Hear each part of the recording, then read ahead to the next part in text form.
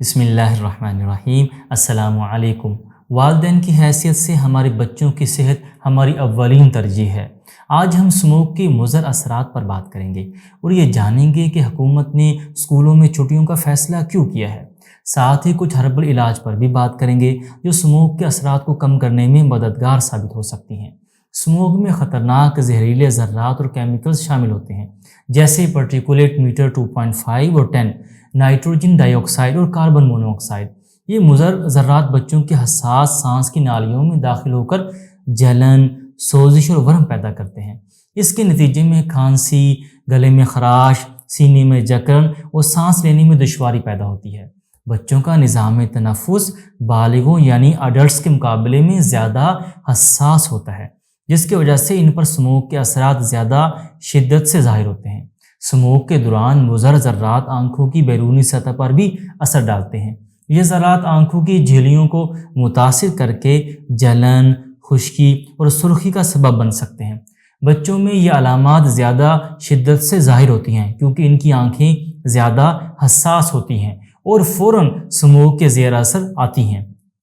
طبی ماہرین کے مطابق اسموک کا طویل مدتی اثر پھیپھڑوں یعنی لنگز کی کارکردگی کو متاثر کر سکتا ہے۔ خاص طور پر دمہ، دائمی سانس کی بیماریاں اور دل کے مریضوں میں یہ مسائل سنگین پیچیدگیوں کا سبب بن سکتے ہیں۔ اسموک میں موجود مضر ذرات اور کیمیکل سانس یا خوراک کے ذریعے جسم میں داخل ہو کر معدے تک پہنچ سکتے ہیں۔ ان کی موجودگی ہاضمے کی خرابی، متلی، قے اور پیٹ میں درد جیسے مسائل کو جنم دے سکتی ہے۔ بچے خاص طور پر جن کا مدافعتی نظام ابھی مکمل طور پر نشوونما پا رہا ہوتا ہے، ان مسائل کا زیادہ شکار ہو سکتے ہیں۔ اسموک میں موجود زہریلے مادے جیسے پارٹیکولیٹ میٹر معدے کی جھلی کو متاثر کر کے جلن اور سوزش پیدا کر سکتے ہیں۔ اسی طرح اسموک سے بچوں کی جلد پر بھی اثرات مرتب ہوتے ہیں۔ حکومت پنجاب نے بچوں کو اسموک کے اثرات سے بچانے کے لیے اسکولوں میں چھٹیوں کا اعلان کیا ہے۔ یہ فیصلہ بچوں کی صحت کے تحفظ کے لیے کیا گیا ہے۔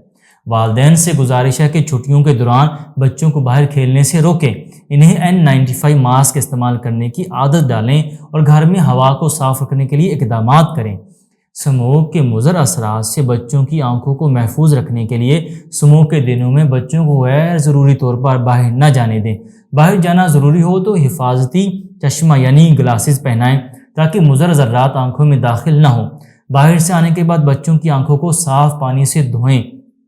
عرق گلاب قدرتی طور پر آنکھوں کو سکون دیتا ہے اور جلن کو کم کرتا ہے۔ روزانہ 1 یا 2 قطرے عرق گلاب آنکھوں میں ڈالنے سے آنکھوں کو سکون اور نمی ملتی ہے۔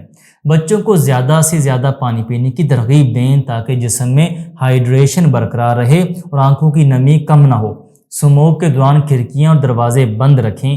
اگر بچوں کی آنکھوں میں جلن ہو تو ٹھنڈے کھیرے کے ٹکڑے آنکھوں پر رکھیں، یہ قدرتی طور پر آنکھوں کو سکون دے گا۔ اگر طبیب مشورہ دیں تو مصنوعی آنسو کے قطرے استعمال کر سکتے ہیں تاکہ آنکھوں کی خشکی اور جلن کم ہو۔ اب کچھ ہربل اور قدرتی علاج پر بات کرتے ہیں جو اسموک کے جسم پر اثرات کو کم کرنے میں مددگار ثابت ہو سکتے ہیں۔ ادرک میں اینٹی انفلیمیٹری خصوصیات ہیں جو گلے کی سوزش کو کم کرتی ہیں۔ 1 کپ گرم پانی میں ادرک اور شہد ملا کر پینا مفید ثابت ہوتا ہے۔ تلسی کے پتوں کو چائے میں شامل کر کے یا انہیں چبانے سے سانس کی نالی صاف ہوتی ہے اور قوت مدافعت بڑھتی ہے۔ یوکلپٹس آئل کے چند قطرے گرم پانی میں ڈال کر بھاپ لینا سانس کی بندش میں آرام پہنچاتا ہے۔ اپنے بچوں کی صحت کی حفاظت کے لیے ہمیں مل کر کام کرنا ہوگا۔ احتیاطی تدابیر اپنائیں اور قدرتی علاج سے فائدہ اٹھائیں۔ صحت مند بچے ہی ہمارا مستقبل ہیں۔ اپنا اور اپنے پیاروں کا خیال رکھیں۔ اللہ حافظ۔